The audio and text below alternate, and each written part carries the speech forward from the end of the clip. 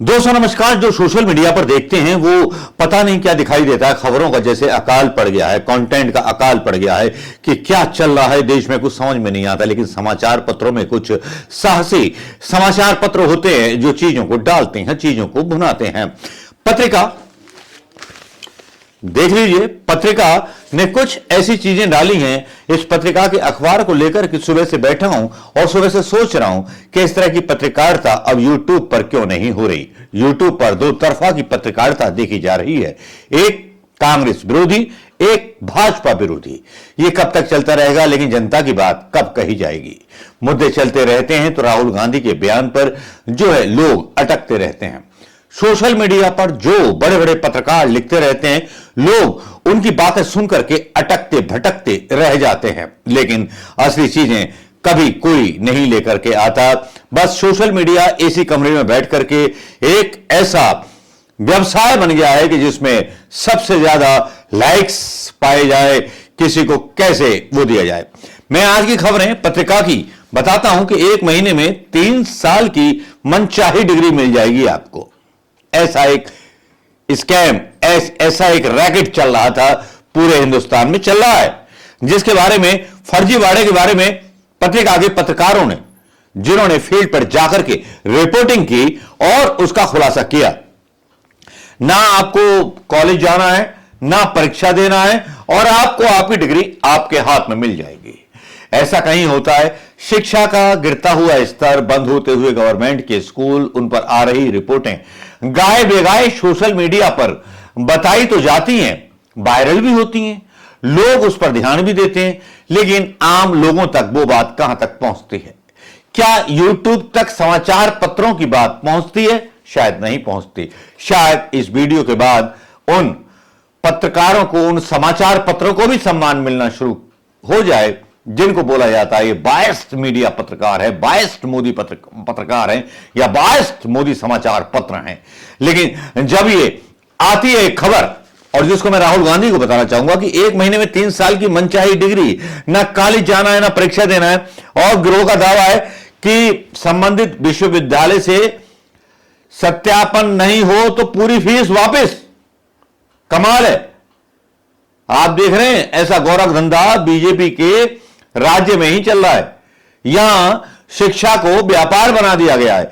मतलब आप एडमिशन लीजिए बीटेक में या बीएड में या किसी भी उसमें, एक कंसल्टेंसी जो एक एजेंसी आपसे संपर्क करेगी, और ये सीकर विश्वविद्यालय अनुदान आयोग तमाम दावों के बावजूद बिना पढ़ाई डिग्री देने वाली संस्थाओं पर पूरी तरह नकेल नहीं कस पा रही।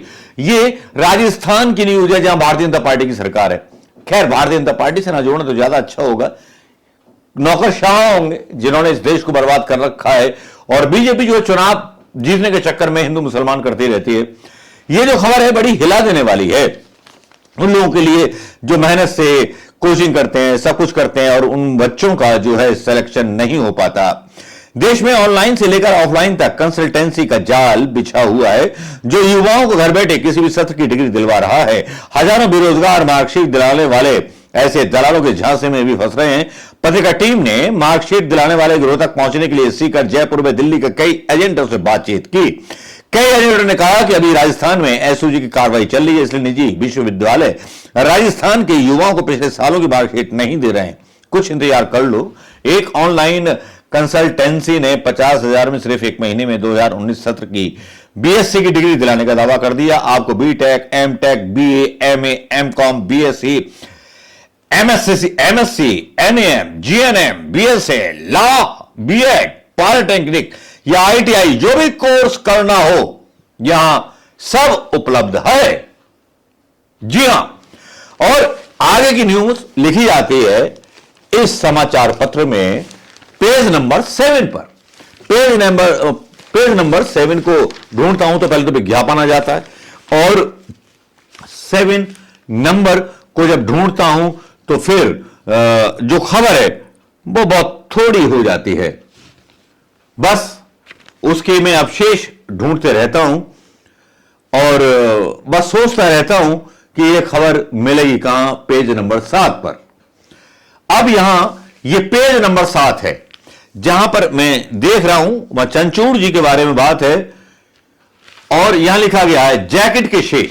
अब बताइए, जैकेट के शेष, जैकेट के शेष, जैकेट के शेष, हर डिग्री का रेट तय है। इन विश्वविद्यालय की डिग्री दिलाने का दावा अंक तालिका दिलाने वाले कंसल्टेंट की ओर से सीटीयू गुजरात, साईनाथ विश्वविद्यालय, सीएमजे विश्वविद्यालय, Monad, Vinayak mission HU Uttarakhand, Vinayak mission RKDF, OGJS Mewar सहित कई निजी विश्वविद्यालयों की अंक तालिका दिलाने का वादा करते हैं और ये सारे विद्यालय कहीं ना कहीं भाजपा के साथ जुड़े हुए हैं। कैसे जुड़े हैं? पीटीआई, एनटीटी, वरिष्ठ अध्यापक, प्राध्यापक भर्तियों में जाली अंक तालिकाओं का खेल सामने आ चुका है। जयपुर पुलिस ने छापेमार कार्रवाई में 100 से अधिक जाली अंक तालिकाओं को कब्जे में लिया था। अब खबर जो चौड़े पन्ने से शुरू होती है, फ्रंट पेज से शुरू होती है, वो बस सिमट जाती है।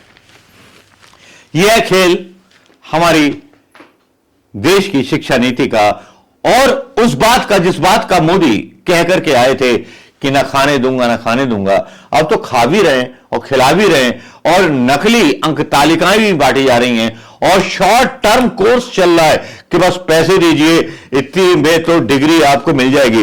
इसकी खास बात क्या क्या क्या है, हाईलाइन क्या क्या है, वो मैं आपको बताना चाहूंगा दोस्तों। जैसा कि मैंने बोला, गुरु का दावा है कि संबंधित विद्यालय में सत्यापन नहीं हुआ तो पूरी फीस वापस। पत्रकारिता का रिपोर्टर बात करता है एजेंट से, कौन से सत्र की अंक तालिका चाहिए? संवाददाता बोलता है बीएससी की चाहिए, 2019 सत्र की। एजेंट, नॉर्मल बीएससी चाहिए या कुछ नॉर्मल बीएससी ही चाहिए?